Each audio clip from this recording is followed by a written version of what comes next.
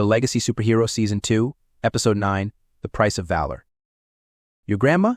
I said in surprise. You mean Marge, right? Ashley scowled at me like I was an idiot. Of course, it isn't like I have any other grandparents, you know. Ah, well, I trailed off awkwardly. When did she die? Last night, said Ashley. She sniffled. She passed away in her sleep. I didn't realize it because she usually sleeps in late, but when I went to her room to check on her a few minutes ago, I found. Ashley apparently couldn't finish the sentence because she just sniffled and looked away. Oh, I said. I'm sorry to hear that. Don't be, said Ashley. Grandma was in her 90s and her health was bad. I always expected her to pass away sometime soon, but that still doesn't make it easy to take. I was now starting to rethink the wisdom of coming to Marge's house to accuse her of framing me for murder. It would have been tough enough knowing that Marge was an old, bedridden woman who couldn't defend herself. It was even worse now that I stood before a crying girl who had just lost her grandma not more than 5 minutes ago, if that. I felt like the biggest jerk in the world right now, despite the fact that I hadn't even mentioned the reason I was here. Can I, come in? I said. If you need someone to talk to. Okay, said Ashley, sniffling again. I still have some toast left over from breakfast, if you want anything to eat. Ashley stepped aside, allowing me to walk inside. I took a seat on the couch, feeling a bit out of place in the cheery bungalow living room while Ashley went into the kitchen to get the toast. She reappeared less than a second later with a floral-patterned plate of buttered toast in one hand, which she put on the coffee table between us as she sat down on the chair opposite me. So, I tried to think of a way to start the conversation. She passed away in her sleep? Ashley nodded. Yes. Like I said, she was getting on in years and both of us expected her to pass away any day now, but I thought I would get one last chance to talk to her before she died. The last thing I said to her was good night when she went to sleep last night. I wish I could have said more. I shifted uncomfortably in the couch. To some degree, I understood why Ashley felt the way she did. After all, I had lost family members before, with my older brother Thomas being the most recent one. Even though I had gotten some degree of closure over Thomas' death, I still thought about him sometimes and could get emotional at random times when I wasn't paying attention. The reason I was uncomfortable was because I was wondering when or if I should mention why I was here. I decided I would bring it up if Ashley asked, not before. I know, I said. I lost a close family member of mine, too, not very long ago. I didn't get to give him a proper goodbye, either. It sucks, doesn't it? Said Ashley. She wiped the tears out of her eyes again. I hate death. I wish no one ever had to die. I feel for you, I said. But what happens, happens, and there's no way we can go back in time and change it, as much as we may want to. We just got to move forward, after grieving our loved ones, of course. Ashley nodded, but I could tell that she was still too distraught by Marge's death to really understand what I just said. Not that I blamed her. I was pretty much the same shortly after Thomas' death, after all. Have you set up funeral arrangements just yet? I said. I know it's sudden, but...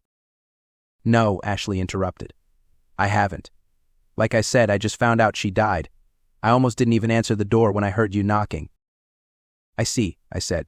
Well, if there's anything I can do to help, just let me know, okay? Nah, I think I can handle it, said Ashley. I'm pretty familiar with the funeral arrangement process because I helped Grandma set up my mom's funeral a couple of years ago. Your mom is dead? I said. Yeah, said Ashley. She picked up a piece of toast and bit into it, though it was a very mechanical movement, like she was forcing herself to eat. That's why I live with Grandma. After Mom died, I didn't have anywhere else to go but with Grandma. Just been the two of us ever since. We don't have pictures of her up, because Grandma couldn't stand seeing pictures of Mom. I nodded in understanding. That explained what happened to her mom, then, but what about your dad? Where is he? Ashley scowled suddenly again. He abandoned me and Mom when I was born. I've never known him or even seen a picture of him, and I don't want to either. He could die, and I wouldn't care even if I knew. Ashley's sudden mood change took me by surprise. I hadn't expected her to go from mourning to anger so quickly. Then again, I bet her mood was not very stable at the moment, given how she had just found out that her grandmother was dead. Even so, I found myself curious about her parents anyway, because I recalled not seeing any pictures of them on the mantelpiece of her fireplace earlier and wondered if Ashley's anger toward her dad might go some ways to explaining that. Your dad was a deadbeat, huh? I said. Sorry to hear that. Don't be, said Ashley. It isn't your fault he was a jerk who didn't care about me or Mom. It's his fault. Something's not quite right with this one, said TW in my head suddenly. What do you mean? I said, taking a bite out of some toast in order to keep Ashley from wondering why I was so quiet. She just lost her grandmother. Why wouldn't she be so emotional? But, would you just shut up? I said. I'm talking to Ashley at the moment. You can tell me your theories later. I ignored TW because the last thing I needed was for my attention to be diverted. I wanted to talk to Ashley some more. If Marge was indeed the one who framed me, then perhaps Ashley would know something about it. At any rate, she might let me into Marge's room, where I could do an investigation and try to find the proof I needed to show that Marge had hired the sniper to frame me. Anyway, said Ashley, lowering her half-eaten piece of toast with a frown on her face. Why are you here in the first place? You didn't get hurt again and need healing? Did you? Oh no, I'm perfectly fine, I said. I flexed my right arm quickly. See? Perfectly healthy. Then why are you here at all? Said Ashley. I thought you were only supposed to come here when you needed Grandma to heal you. I came because I trailed off, trying to think of the best way to put it that would not make Ashley throw me bodily out of the house. I came because I wanted to see Marge and ask her a few questions about her friendship with grandfather. Ashley raised an eyebrow. Don't you have your grandfather's hologram with you? Why don't you ask him about your grandfather? That's not what I meant to say, I said, shaking my head. I'm here because of the death of Baron Glory. You've heard that, right? I did, said Ashley, nodding casually. All of the news reports say you're the murderer. Do you believe that? Ashley snorted. No, you don't seem vicious enough to be a killer, in my opinion. You're too lame. Irritation flashed through my body when Ashley said that, but I ignored my feelings for the moment in order to focus on the situation at hand. Gee, thanks. But seriously, I'm innocent. I came here because I thought Marge might be able to help me prove my innocence. How? Said Ashley, tilting her head to the side. Grandma wouldn't have known anything about Baron Glory or his death. She's been bedridden for years and has never even met the guy. Interesting. If Marge was indeed the person who framed me, then Ashley was obviously aware of her grandmother's plot. Of course, I suppose there was always a possibility that Ashley could also be in on it and was just playing dumb, but somehow I doubted that. In any case, I would have to be careful with my next words, because I didn't want to offend Ashley, especially so soon after Marge's death. Leaning forward, I said, let's just say I've found some evidence which suggests that Marge may know the identity of the killer. I came here to talk to her about it, but her death has definitely thrown a wrench in those plans. I'd have to agree with you there, said Ashley. I wish there was some way I could help you, but if Grandma didn't know anything about the actual killer, then that knowledge died with her.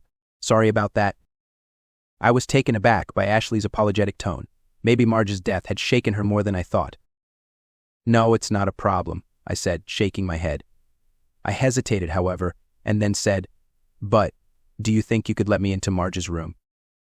Ashley eyed me suspiciously. Why? To search for evidence that could help me identify the killer, I said. I mean, I know she just died and all, but you have to understand how important this is to me. If this killer gets away with blaming me for Baron Glory's death, then true justice will never prevail. Do you think Marge would want that? Ashley took another bite out of her toast. She looked like she was going to say no, which I would have understood, because it was a pretty big thing for me to ask of her, maybe even outright inappropriate. I certainly felt dirty asking. Even if Marge had framed me, that did not give me the right to rifle through her stuff so shortly after she died for proof I needed to clear my name. On the other hand, if I didn't take advantage of this moment now, then I would probably never get a chance to do so again, and then my reputation would be permanently ruined. All right, said Ashley at last. I don't want you looking through Grandma's stuff, but I'll take you up there so you can see her body and pay your respects. It wasn't exactly what I wanted, but I supposed it was better than nothing. Maybe I would spot an open letter on a dresser or something that would have all the proof I needed to confirm that Marge had framed me. Great, I said with a smile. I stood up. What are we waiting for? Let's go. But just as I finished that sentence, a sudden wooziness came over me. The world started to spin around me and I fell down and knocked my head against the floorboards. I dropped my half-eaten piece of toast, but I was so dizzy that I couldn't get up. What is going on? I said in a weak voice. My head. Ashley's smirking face suddenly appeared over me, her eyes gleaming with triumph. Oh, I'm so sorry. It must have been the toast. Perhaps the bread I used to make it had some mold on it, or something. I wanted to respond, but before I could, I slipped into darkness and could see no more. Jack, wake up, said TW in my head. Jack, come on. If you don't wake up now, something bad is going to happen. I heard TW loud and clear, but I just couldn't open my eyes. I felt tired and sluggish, like someone had tied a 100-pound steel chain to my waist. I felt like I had just recovered from a terrible cold that I was still dealing with the aftereffects of. It didn't help that I couldn't actually move my limbs very much. They felt as heavy as lead. Nonetheless, I managed to say to TW, "I am awake. What do you need?" "Open your eyes," said TW. "Open them now." I can't really explain what's going on, because I'm not entirely sure myself, but it probably isn't any good. TW's answers were annoying, but I nonetheless forced myself to open my eyes. It was painful at first, like peeling sunburned skin off your face, but inch by inch, I opened my eyes until they were completely open. I now found myself staring up at a dark ceiling cracked in a few areas, but otherwise smooth. A small chandelier hung from the ceiling, providing enough light by which to see, but because I was lying flat on my back, there wasn't much to see, if you caught my drift. I tried to speak aloud, but my words just came out as mumbled gibberish. "Why can't I talk?" I said in my mind to TW, "and why can't I move?" "According to the suit, you've contracted some kind of poison," said TW. "It's not enough to kill you, of course, otherwise you would have been dead. As far as I can tell, however, it has paralyzed you. Luckily for you, however, the suit is working very hard at clearing your system of the poison, so you should regain the ability to speak again very soon." "Thanks," I said. "Where am I? What happened? I can barely remember a thing." "You lost consciousness after eating some of Ashley's toast, remember?" said TW. "You stood up, felt dizzy, and then collapsed onto the floor like someone punched you out." "Oh yeah," I said. "I remember now. But how did I lose consciousness and where am I now?" "Sadly, I can't answer the second question, but I believe I have the answer to the first," said TW. "I think there was poison in the toast Ashley gave you, though why and how the toast got poisoned, I don't know." I was about to ask TW why Ashley would give me poisoned toast when I heard a door open and close nearby. I then heard light footsteps across the floor, and then the face of a familiar teenage girl appeared overhead, partially but not entirely silhouetted against the light. "Ashley," I said through a partially numb mouth. Ashley frowned. "You're awake." "That honestly surprises me, because I thought you were not going to wake up for a few more hours at least. Maybe that poison was less potent than I thought." I licked my lips, finding that feeling was returning to my mouth fairly quickly now that I was actually talking. "Why, where am I?" "You're still in Grandma's bungalow," said Ashley. She gestured at the ceiling. "I just took you down to the basement. You're way heavier than you look, by the way. Might want to think about losing a few pounds."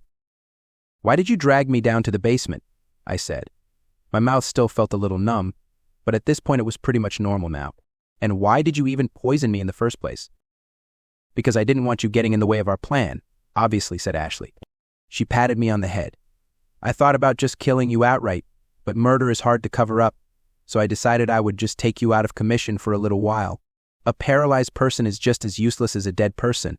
Only a paralysis victim has to live with the consequences of actions they weren't able to stop." "Your plan?" I said. "You make it sound like you're not alone." "She's not," said a deep, familiar voice nearby. Another person stepped into view, but it was not Marge. Instead, it was a bearded Arabic man wearing a dark suit, a gun holstered at his side. He towered over both me and Ashley, his dark eyes glaring down at me with hatred. I almost said the man's name aloud, but at the last minute held it in. It was Mohammed, the Icon agent who had tried to kill Uncle Josh and me a few days ago. What was he doing here? "Hello, Jack McDonald," said Mohammed, his voice completely devoid of friendliness. "Or perhaps I should address you as Trickshot, since that is the costume you're currently wearing, though hopefully not for long." Damn it. I forgot that Icon knew my secret identity, so it made sense that Mohammed would know my real name, even though I had not revealed my secret identity to him during the car chase. I sometimes wished that I had bothered to hunt down Christina after my battle with Michael Jones last month, because she was one of the only people in the world who knew my real identity, and she had no doubt told it to her boss and everyone else in Icon as soon as she could. "Mohammed," I said, "what are you doing here? I thought you were after my Uncle Josh." "I still am," Mohammed replied. "But at the moment, he's vanished off my radar. My contacts in Texas are keeping an eye out for him, and they will report to me if they see him anywhere.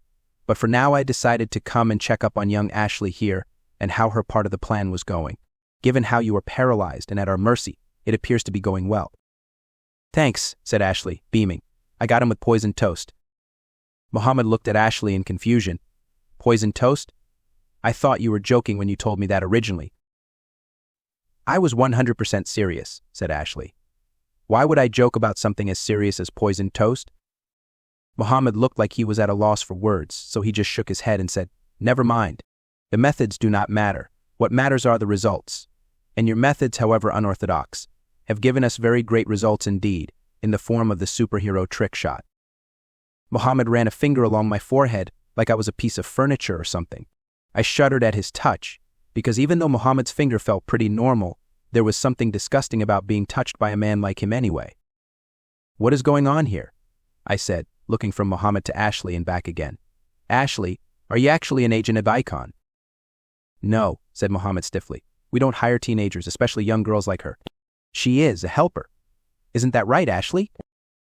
Ashley bit her lower lip like she had to be careful about what she said. Yeah, I guess it is. I noticed that Ashley didn't seem very enthusiastic to be talking to Mohammed. Then again, Mohammed was hardly a friendly-looking guy. And what a good helper she has been so far, said Mohammed, patting her on the shoulder. Thanks to her efforts, we finally captured you. Chaser will be pleased when he learns this. You'll give me my money now, right? Ashley said. Now that I gave you trick shot? What are you talking about? I said. Can anyone explain to me what is going on here? I can't have been out for that long. Given how helpless you currently are, I guess it wouldn't hurt to let you know what is going on, said Mohammed. Besides, it is far too late for you to do anything about it. By the time we're done talking, the deed will be done, and every last person in Rumsfeld and in the world in general will view Trickshot as a criminal who deserves to be put to death. I found that ominous, but I didn't say anything. I tried to move my limbs, but was unable to move them more than an inch or two, meaning I was still stuck here.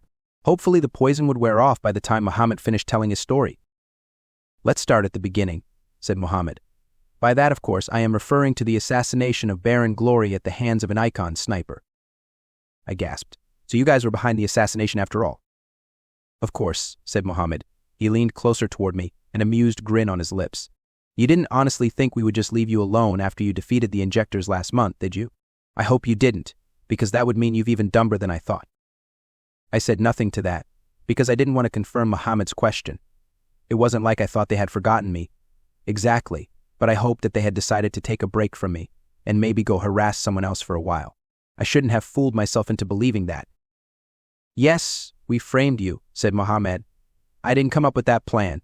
It was Chaser, the brilliant man he is, who came up with the idea of framing you for the assassination of a popular and famous superhero beloved by the whole country. Your reputation was already shaky due to your status as an illegal superhero, but we thought that if we could just tip it over the edge, that you would have to quit being a superhero in order to avoid going to jail. Didn't work, I said, because I'm still here and I'm still Trickshot. Mohammed tilted his head to the side. True, you proved more resilient than we thought. We thought the pressure you would receive from the media and the police would make you give up entirely, but it soon became obvious that you were more stubborn than you look. We needed another way to get you, and luckily for us, that is when we found out about Margaret Rumsfeld and her granddaughter, Ashley. Only because I needed the money, said Ashley, folding her arms across her chest. Not because I like you guys or anything. What? I said, looking at Ashley. What did you need money for? Isn't it obvious, said Mohammed. Look at her house. It is practically falling apart. And then there was poor old Marge, who just didn't have enough money saved up from her younger years to do more than pay the bills every month. We didn't have money, said Ashley, who was not looking at me. Grandma's Social Security barely covered the monthly bills. It was the medical expenses, though, that really ruined us. Grandma had some heart surgery a while ago that we couldn't pay for. I accepted Icon's help because I had no other choice. And how did you help them? I said. How long have you been helping them? She's been helping us ever since you first came for a visit to get that arm of yours fixed, said Mohammed. Right, Ashley? Right, said Ashley. She looked at me. Even before that. Actually, when I was in the park and saw you and your friend Kyle discussing the eyepiece. But I left when you guys noticed me, though I lost Grandma's scarf with her initials because I left so hastily. That's how I knew you were Trickshot, and also how Icon found me, because they had also sent someone to follow you to the park who saw me as well. And she promised to help us by giving you over to us the next time you came to her house for a visit, Mohammed finished, which she has done today. Ashley nodded stiffly. That's right. The money I got for doing so little work, well, I couldn't say no to it. You could have, I said. You could have said no and... Shut up, Ashley snapped. What do you know about need anyway? I doubt you've ever had to worry about being bankrupted by medical bills. Enough bickering, said Mohammed. He shook his head. This is why I hate working with teenagers. Anyway, let's get back to the main story. We can get into digressions later, if there is time, that is. I couldn't believe that Ashley would betray me like this. It made me angry enough to want to rip off the chains binding me to the table upon which I lay and tear the whole house down. Unfortunately, the poison still kept me paralyzed, which meant that all I could do was feel angry, which wasn't very helpful for actually getting out of this situation by myself. And now our plan has succeeded, almost wildly so, said Mohammed. His dark eyes glittered triumphantly. You are now in our grasp, which means your days of playing the hero are over. Chaser will be very pleased to hear this, even if it means paying Ashley here for her help. I don't care what you do with Trickshot after this, said Ashley. Just give me the money, all right? Don't worry, Ashley, I'll make sure that your money is deposited into your grandmother's bank account once I return to HQ, said Mohammed. He looked down at me.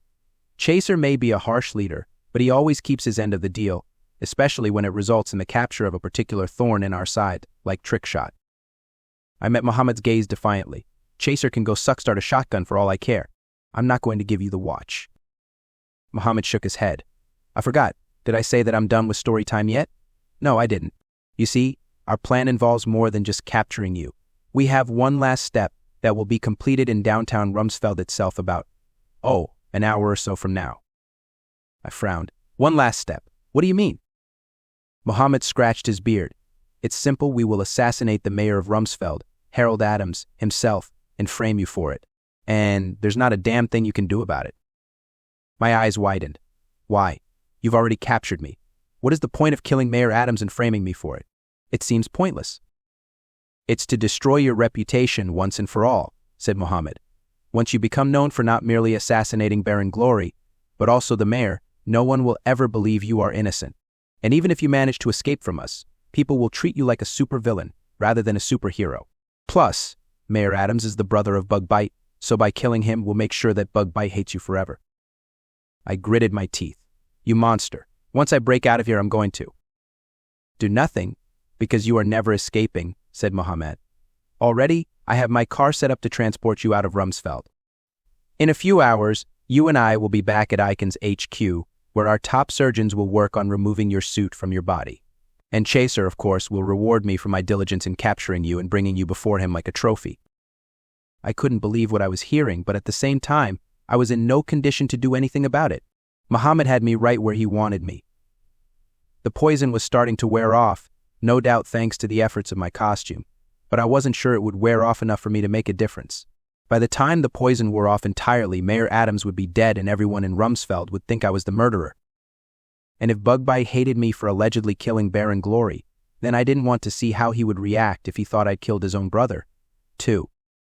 TW, got any ideas? I said in my mind. None. Unfortunately, said TW.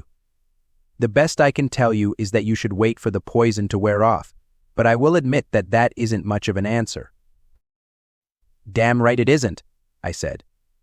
Keep thinking, though, and if anything comes to you, let me know immediately, okay? I didn't hear TW's response because Mohammed spoke just then and said, but I've talked long enough. The sooner we get you out of here, the sooner Chaser will reward me for my actions. Mohammed pulled a phone out of his pocket, but before he could dial a number, the door exploded. The basement door went flying toward us. Mohammed and Ashley fell to the floor, covering their heads with their hands, while I became as flat as I could, just narrowly avoiding the door that flew over me. The basement door crashed into the wall behind us, slamming into the wall so hard that it left a dent and hole in the sheetrock, revealing the stone wall behind it. What in the world was that? Said Mohammed, looking back toward the open doorway, which was covered in smoke from the explosion. He dialed a number on his phone, and raising the phone up to his ear, shouted, Sean, what is going on up there? Sean?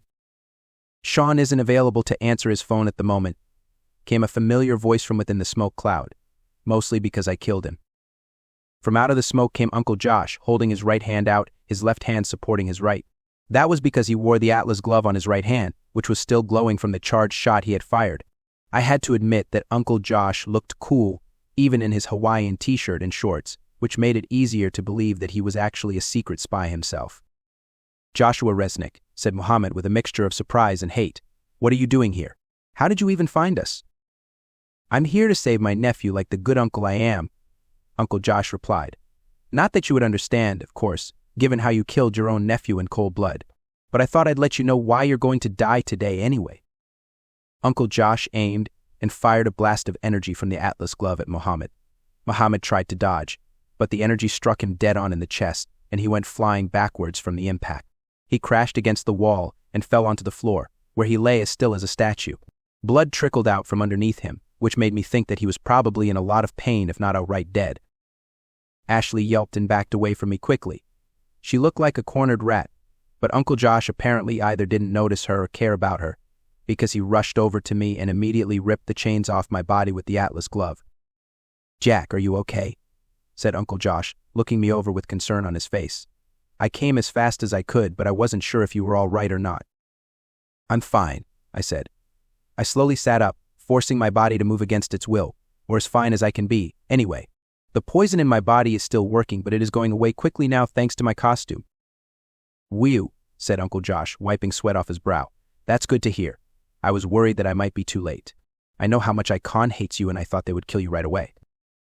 "They're not trying to kill me," I said. "At least, not yet anyway. They would have taken me to their headquarters if you hadn't saved me." Uncle Josh's expression hardened. "Then you would have been worse than dead. Far worse."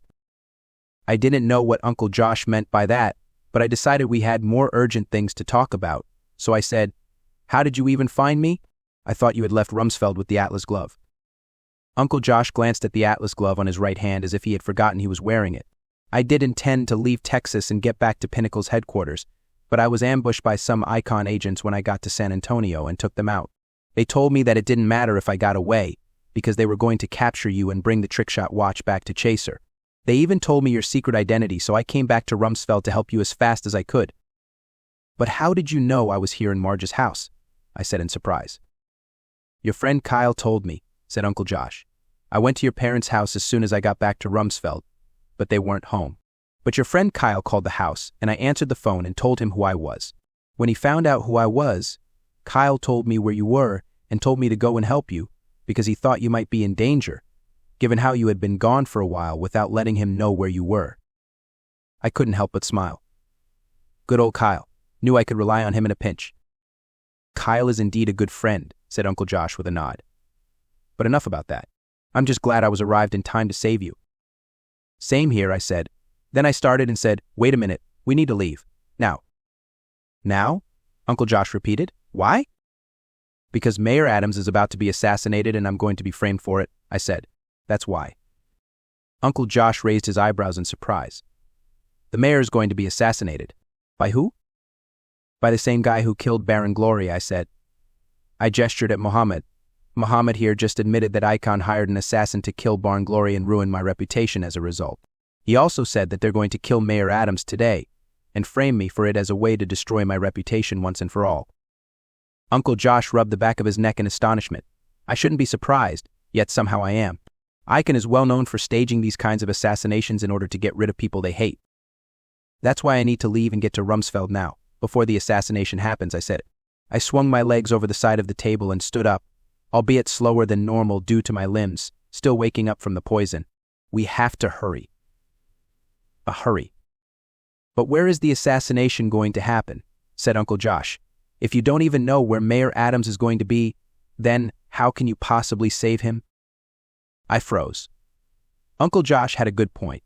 Muhammad hadn't said exactly where the mayor was going to be when the assassination happened. Rumsfeld was not a very large city, but it was big enough that I could spend several hours flying around it searching for Mayor Adams without any success. And I didn't have hours. Hell, I didn't even have 1 hour. I now wished that Uncle Josh hadn't shot Muhammad, because now I couldn't make Muhammad tell me where Mayor Adams was going to be so I could save him. "He's going to be at the Rumsfeld City Park," said Ashley, causing Uncle Josh and me to look over at her. "They're unveiling a new statue of Harold Rumsfeld there, and he's going to be the one to announce it." "How do you know that?" I said. I overheard Mohammed mention it to one of his fellow Icon agents earlier, said Ashley. Her face was pale as snow, but she nonetheless spoke calmly. Said that the assassination is going to happen in front of hundreds of eyewitnesses plus the media. That's why they chose to assassinate him today, because that would result in the maximum media impact to destroy your reputation for good. I eyed her suspiciously.